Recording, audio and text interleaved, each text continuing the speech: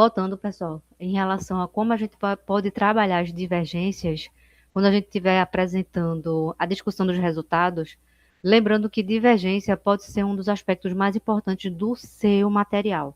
Então, primeiro, não fiquem com medo, porque você encontrou justamente esse gap, essa lacuna, essa divergência em relação a estudos anteriores. Nesse caso, a única coisa que a gente tem que prestar atenção é como a gente vai apresentar essa divergência e como a gente vai dar consistência, profundidade a esse principal achado do seu material. Então, a primeira organização que a gente pode fazer é comparando com a literatura. E essa comparação, ela vai apresentar divergência de forma interpretativa. Então, se a divergência for de amostra, discuta idade, profissão, experiência, cultura, nível acadêmico, nível gerencial, tempo de empresa, isso é sua amostra. Se for a diferença de contexto, o que é que acontece no país em comparação aos estudos que você tem no seu material, o setor, a organização, o contexto histórico, alguma introdução em relação à inteligência artificial ou alguma tecnologia que foi disruptiva em relação ao que estava acontecendo naquele ambiente. Se for uma diferença metodológica, veja se o estudo foi qualitativo, se o estudo foi quantitativo, se o estudo foi transversal, se o estudo foi longitudinal, e faça essa comparação com o seu material. Com relação à diferença de instrumento, qual foi as escalas psicométricas que foram utilizadas anteriormente? A operação, a sistematização de amostra foi diferente no seu caso? Como é que se deu isso? A diferença na teoria. Tem alguma perspectiva teórica que nos estudos que você utilizou para embasar o seu artigo teve algum elemento que foi distinto, que você utilizou ou que você não utilizou? E aí tem também a evolução temporal.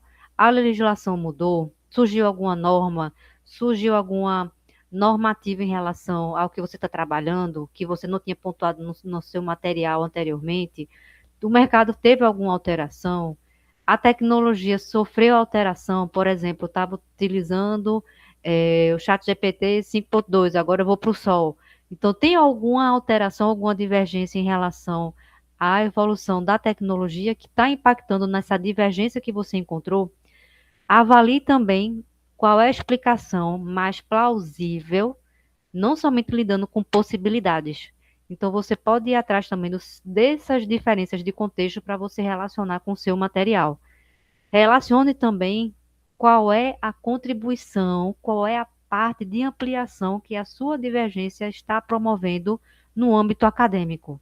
E nesse caso, a gente deve evitar dizer alguns elementos, como estudos, o meu estudo é diferente na literatura, não falar de alguns estudos que já contradizem esses achados, que você pode encontrar a divergência. Vou agora procurar material que justifique a minha divergência.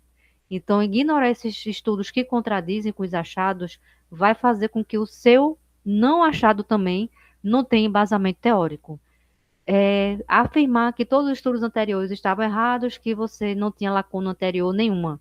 Realmente faça um inventário e o fichamento dos artigos para você realmente ter força, robustez nessa confirmação.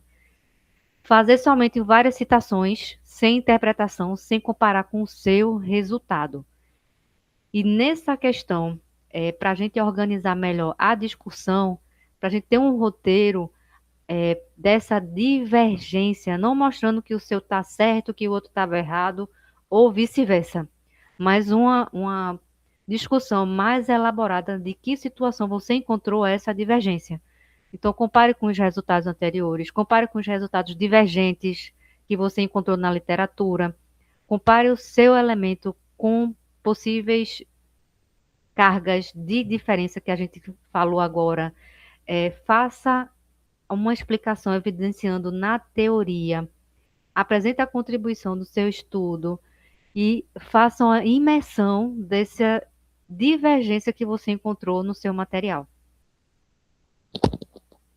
Se você gostou, pessoal, depois vocês comentam também.